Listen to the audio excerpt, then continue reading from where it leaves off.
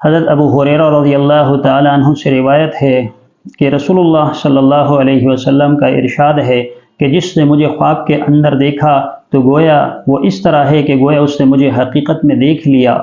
کیونکہ شیطان میری شکل اختیار نہیں کر سکتا۔ اصل میں یہ رسول اللہ صلی اللہ علیہ وسلم کا ایک معجزہ ہے کہ شیطان اس کی صورت اور اس کی ہیئت جو ہے اور اس رسول اللہ صلی اللہ علیہ وسلم کا جو حلیہ مبارک ہے وہ اختیار نہیں کر سکتا، اور یہ ایک حقیقت ہے، تمام علماء کا اس کے اوپر اتفاق بھی ہے۔